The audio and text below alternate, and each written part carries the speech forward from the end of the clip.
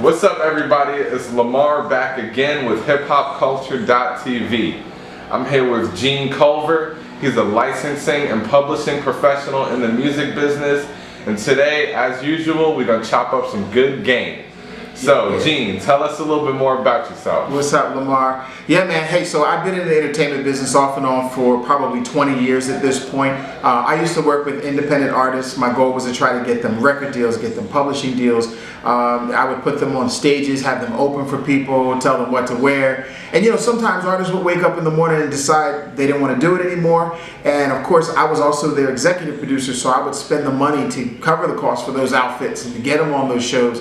Now, at the end of the day, I couldn't get my money back when they decided they didn't want to do it anymore. So, with that said, I decided that I wanted to get into just simply managing music. And so now I manage sync licensing. What is sync licensing, you might ask? Basically, if you are a person who creates film, generally you don't create music. And people who create music don't create film. And so when you put the two together, that's sync licensing, such as synchronization. Okay, so let me ask you, why did artists, decide to get up and not do this anymore? Like, what was their motivation to quit? Yeah, so, I mean, who knows, right? So sometimes, honestly, the reason I manage music is because music doesn't get tired, music doesn't get pregnant, music doesn't, decide to quit. It's music. But people would wake up in the morning, decide, maybe this isn't my dream, or I'm heading off to college, or at times, there are also times where I've gotten people to certain levels, which is where I learned the term that I'm the booster rocket. My goal was to get them to a certain level, and then my job is to fall back down and go get another artist and take them to the next level. And so, but all kinds of things would cause an artist to just decide, maybe it's not working for me. People aren't feeling my music. Girls would get pregnant. Not by me, but but you know what I mean? My point is, like, they just decided they didn't want to do it anymore. Whatever that was, I supported their decision, but I couldn't figure out how to get my money back. So I decided music was all I wanted to manage. So what is your response, your initial response when you get that call saying, hey man, rent's due and I'm not trying to pay you for this video today, so... Yeah, yeah, man. Hey, listen, we completely get it. Independent artists don't have the leverage that major record labels or even independent record labels can provide them, which is the ability to cover two things. One, marketing, and the second thing is solve their math problem, which is having enough money in the bank to get their project to that next level and get it off the ground. So, that happens. I mean, at the end of the day, my thing is focusing on that music, focusing on getting the sync licensing. And a lot of artists don't really have the money today to do the things that they'd like to do because I think they're all trying to crowd into being an artist when there's probably a ton of artists out there, but what's really needed are hit songs. You need hit songs in order to get your money back if you're a major record label. If you decided I'm going to put $500,000 behind this artist, the only thing that record label wants to hear is, I got a hit song for this artist. So if you're knocking on that door and you're telling them you want to be an artist, they're not interested. They're interested in a hit song. So I like managing publishers and writers and creators and producers. How is it interacting with, the labels? You said they want to hear hit songs. What's the process like? Say, an artist has a great song, a potential hit, but they're less of an artist and more of a songwriter. Right, and I mean, that's at the end of the day, just think about it for a moment, right? So there are songs that are written and created specifically for an artist who's already a pop star or going to be a pop star. They've got the look, they've got the sound, they've got the backing, they have everything that they need. So does it really matter what the person looks like or whoever created the song? It doesn't matter. At the end of the day, you could sit there from your basement and write hit songs and get them to other artists. And now there's a couple things that happen. If you're looking to be an artist, if you're writing songs for other artists that are out there, you're kind of doing a favor in the music industry. Even though you're getting paid, you're helping them get their money back. You're helping them recoup the investment. So the best way to get into the industry is to write songs and write hit songs. A lot of people have already done this, like Sam Smith. Those guys have written some great songs. Jesse J, they've written songs for lots of people, and then they got on as an artist. Neo is another great example. He wrote a lot of hit songs for like Rihanna and Beyonce and other people, and then he was able to really get on in the music industry. do you think it's possible, or better yet, is it more lucrative to be a songwriter than an artist today? You know, it depends. I mean, at the end of the day, you know, you think about the roster on a record label. And by the way, there's a couple of tiers here. So you have your major record label, and then you have your independent record label, then you have your true independent. So if Lamar, we woke up tomorrow and said, yeah, we're going to start a record label, we are a true independent, true independent record label.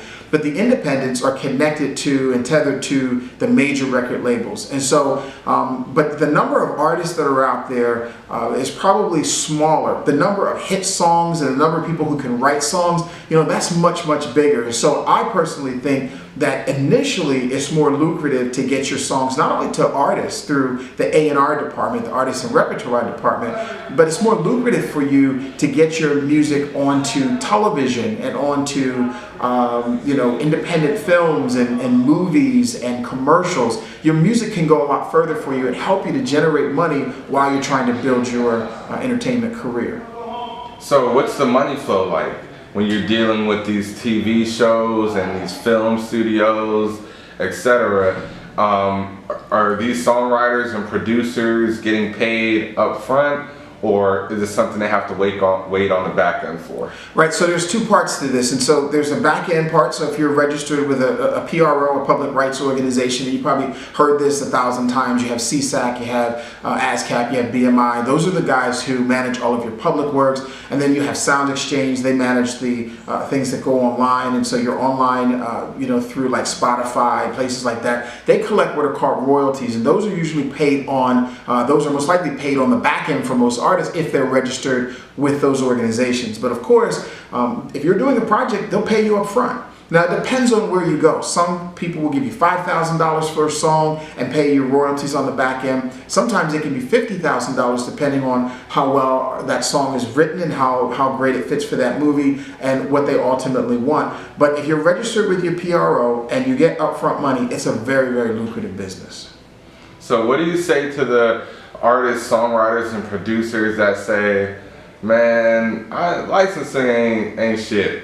I want a record deal. Right. I want my song on the radio. What do you say to those people? Right. So, I mean, hey, what a game you're playing, right? So you're thinking that you're limiting yourself. You're saying, I'm an artist, and so all I want is my song on the radio. That's like saying, I want to put something up on Facebook, and I just simply want likes. I want people to like me. Well, that's great, but if you take that to the electric company, they'll shut your lights off, right? So you got to bring money to the electric company. You got to pay your bills. And so artists need to think in various different ways and multiple streams of revenue. So as an artist, you only need maybe 1,000, maybe 2,000 screaming, crazy, fanatical, absolutely love everything about you type fans. And those fans that love you and love what you do, sometimes they don't even realize it, but maybe they've spent $100, maybe they spent $150 buying your tickets, buying your CD, coming to your shows and your book signings or wherever you're going to be, whatever it is you're doing. And over time, you've generated a gross, $300,000. And so,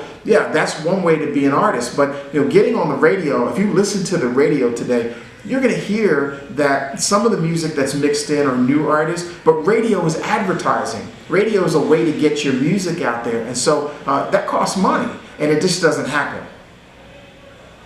Okay, now let's kind of convert to the licensing and publishing side of it. For a second there, we were kind of giving information more to artists, songwriters, creatives about how the process works and why you should work with a licensing professional. But now let's look at all licensing professionals. Let's try to give them some game. Okay. Who might they be?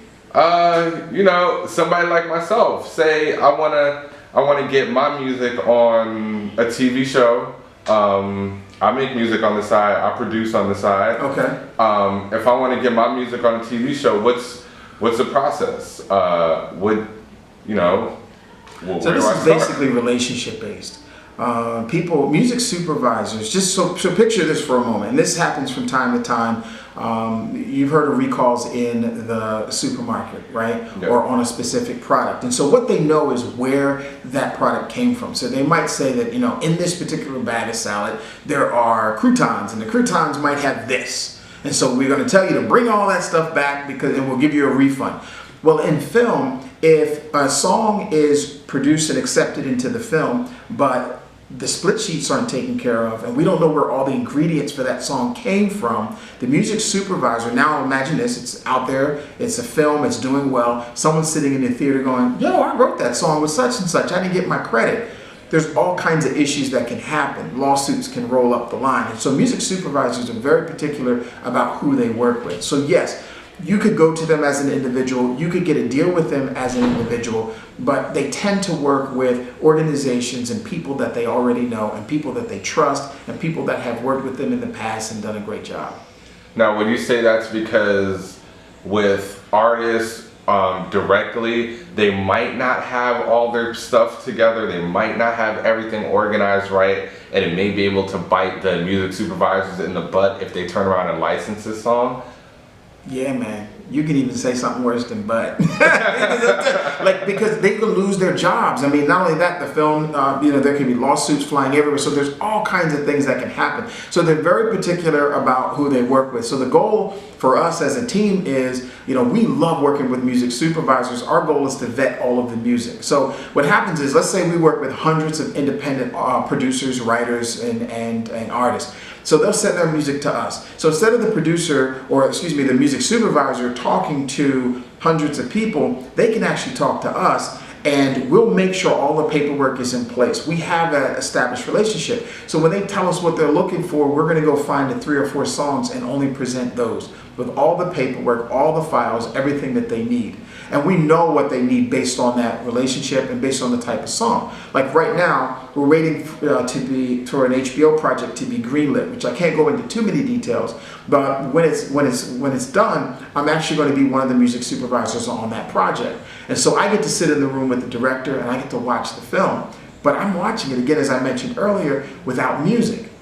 And so we can decide what type of music goes in this film and what will help to tell the story a little better with music, right? So for me, I can now say, okay, I've got 300 songs and I've got to narrow it down to the 3 that I think will fit that. So I'm constantly listening to music.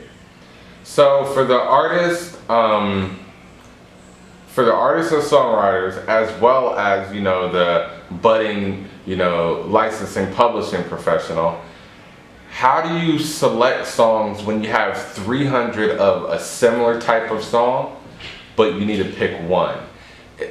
How do you organize your songs? What are some good descriptive words to keep your songs organized? And from there, how do you go about listening? Do you listen to everyone, or do you have a system that categorizes quality or whatever aspects may be important? Okay, so there's like maybe 5 questions in there. All right, but let me try to break it down in terms of what we do. So first of all, if you have an MP3 that you're sending over, make sure you have the metadata attached to it. Because a lot of times people will just simply send an email over with a song, and music supervisors and publishing companies, they don't have that, they can't go through the music at that moment. And sometimes, for the people who don't know, what is metadata? Okay, basically that is the DNA of the song in terms of, who produced the song, the name of the song, how to get back to the person.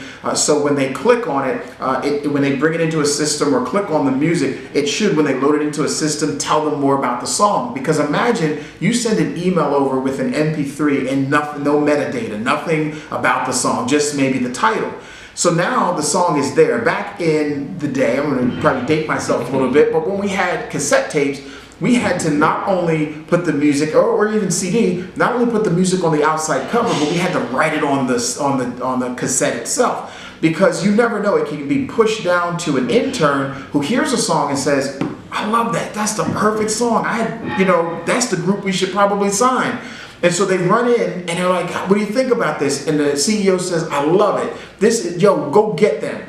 Now they flip the CD or the cassette around and they have no idea because the jacket itself has been thrown away. So it's the same thing for the MP3. You have to make sure that the metadata is on there. Okay, so that when they get it, they can then identify, whose song that is. Now, I don't necessarily think sending things through SoundCloud. Some people prefer SoundCloud. Some people actually listen through Spotify for music. They prefer, like, while they're working out, they'll listen to a song. Music supervisors and publishing companies. But I prefer to use companies like SoundSpace and companies like that, because then you can organize all of your music into multiple categories. And so when someone's looking for it, you can share it with them. You give them the ability to download it. All of your data and contact information is in there. So I prefer companies like that. I'm not familiar with SoundSpace. Is that a new thing? Yeah, they're sort of fairly new. It's kind of, what's the best way that I can explain SoundSpace? Imagine that, let's say Google and Dropbox got together and made a baby. That's the best way I can explain it. So you can search through there to find music. You can connect with other individuals there to listen to their music, and they can send files and links over to you so you can listen. You get a little bit of data so you know how often your song was played. You can give it to other people who are part of SoundSpace so they can listen. So it's searchable, and it's a great place to store all of your music. You can load it in through your phone, or you can load it in through, from your computer right into SoundSpace. Now, I don't work for them or anything like that, but I just happen to use that service for the benefit of organizing all the music, because I get so much in. And then when I want to share specific songs with people, I can break it out and use SoundSpace to share it. We'll contact SoundSpace for a sponsorship. You're gonna have to, yeah, yeah, man. We're trying to get SoundSpace. I've had an email back and forth with the CEO, and we have our summit coming up in January, the 28th here in Orlando, and so our sync licensing summit. So we want to try to get him there to, or at least to Skype in, so he can share more about SoundSpace and what it does. Okay, cool. And any information you have about that, I'll put in the link.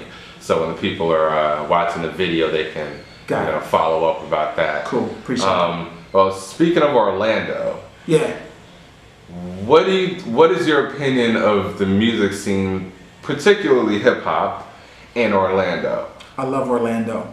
I mean, and not just hip hop, not just R&B, but there's rock, there's pop, there's trap music. There's so much going on in Orlando. So Orlando is a lot like California, but with a twist, right? So for people who want to film here, the sun pops up every day, the same time, the same way. The clouds blow out the same way. You get your thunderstorm at 2 o'clock, and then it ends, right? You can't even tell it rained, so you can film here. But there's music all around the coast. And so what I love about Orlando, and one of the things that I'm working with another team, is we want to create, beach parties and pool parties all throughout Orlando, like all throughout Florida, right? So we want from Jacksonville on down into Miami, up into Tampa, and up into St. Petersburg and all those places, because to tell you the truth, it is the area for that type of music. There's a lot of independent artists here.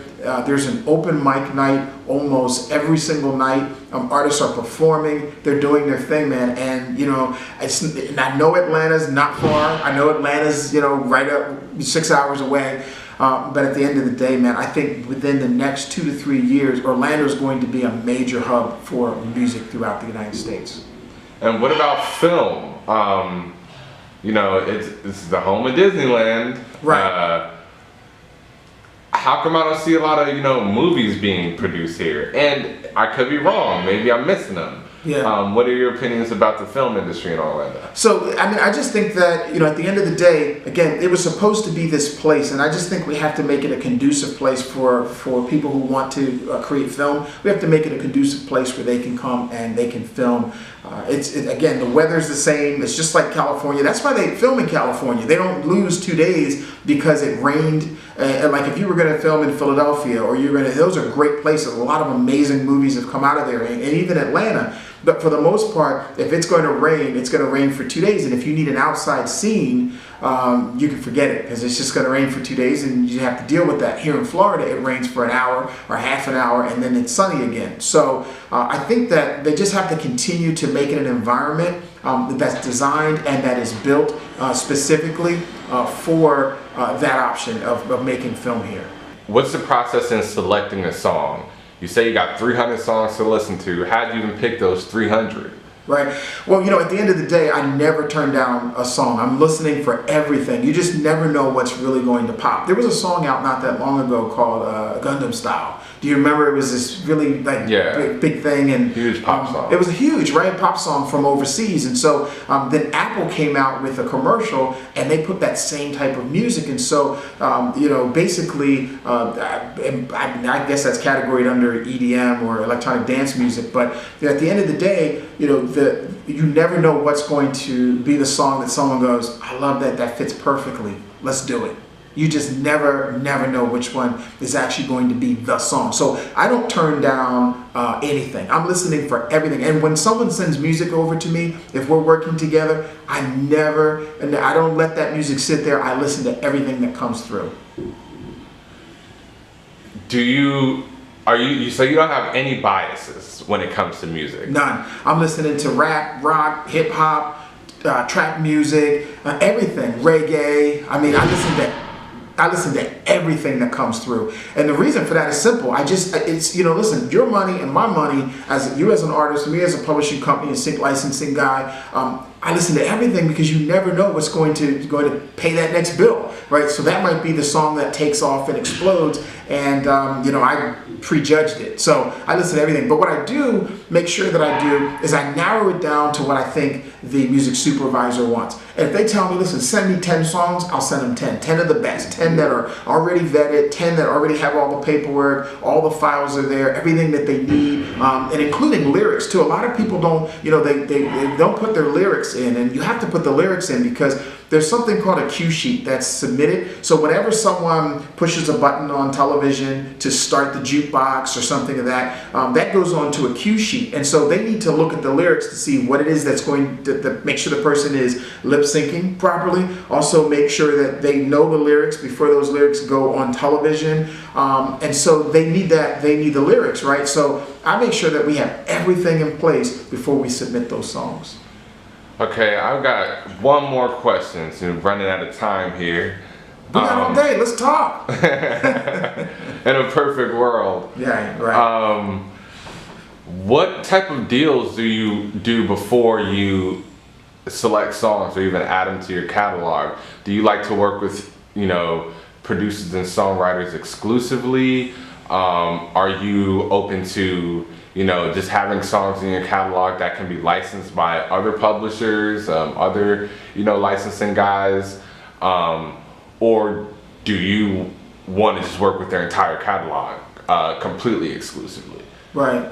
Yeah, so that's probably the question that I get the most. How do you put this deal together? And so I probably would tell you that most deals are not always the same. I'll work with one song. I'll work with an entire catalog. If an artist comes to me and says, hey, you have a placement for this one song, but I have some other deals in place, I'll pitch and market that one song for you. Generally, this way this works, and it's probably a little more insider information, but if you give me a song, we have to create the proper split because there are multiple people that get paid in this deal. And so, number one, you as an artist, if you wrote the song, you're going to get paid as the writer. Then there's the producer. Now there might be multiple writers on the song, so everyone on that team has to get paid because they did the creation of it. So let's flip that over to the other side. I may be in a position where I'm working with certain people and kind of like a toll road, right? Every booth that you stop at allows you to get a little further down the road. So what am I saying? I'm saying that I have certain people that I have to give a percentage in a piece to in order for them to walk it in, because I may not have that relationship, but after that's done, now I have a full-fledged relationship there. So that's worth giving up a point or two. So we kind of split things depending. So if we're a publishing administrator, maybe 10% in there. Some deals, when we make a placement, it could be as big as a 50% split, where if you get $100,000 coming in, we're going to take $50,000 to take care of the marketing and cover our costs, and you get $50,000 to pay the people that are working on your team. But of course, if you're with a record label, and I don't want to get too complex, we'd be here all day with it, but if you're working with a record label, you may have to help recoup the money that was initially paid to you to do the entire production, kind of get you in the game. And so you've got recoup money, so most of that doesn't go to you, it goes to the record label, and then they'll take a percentage out, and then they'll split that and give a piece to the writer, a piece to the publisher, because you have, a piece to the writer and a piece to the person producer who created the music. And so all kinds of things are happening over there. None of that really has much to do with me. I just make sure that you get your check and you split it up, and you don't have to worry too much about what we're doing. I'm gonna make sure all the people get paid on our end, so if we come back again, they know that when we're knocking on the door, we're talking about making money. And so they open the door or they answer the phone. Well, we definitely know that, you know, artists aren't recouping these days. No, so they're not. You might need to get with a licensing and publishing professional. Absolutely. Help you get your money back much faster, help you to keep money in your pocket, kind of grease your wheels along the way so that you can survive in the game and stay in there long enough. I think of it just the way you would put a nail into a piece of wood. Normally you hit it the first time and the nail kind of gets in, right? The second time you hit it, it's like, halfway in. The third time you hit it, it's countersunk. And so it may take the second or third album before, or second or even third song, before it's like, you seriously have made it in the business and you're solid and bankable. Well, I was definitely some great information. I learned a lot. I know the viewers are gonna learn a lot. Leave us some contact information. Let the people know how to get in contact with you. Absolutely. So you can reach me by going over to my website at musicdrizzle.com, musicdrizzle.com. And that's with 2 Z's, just like the rain. It's kind of where the music industry starts for a lot of artists. Still working with independent artists, but go over to musicdrizzle.com and you'll find my contact information over there. You fill out a form. I call everybody back. I reach out to everybody because, again, just like music, you just never know, who's going to be that next person. There you have it. Gene Culver, TV licensing and publishing professional. Thank you for having me. HipHopCulture.tv. Peace. Appreciate it.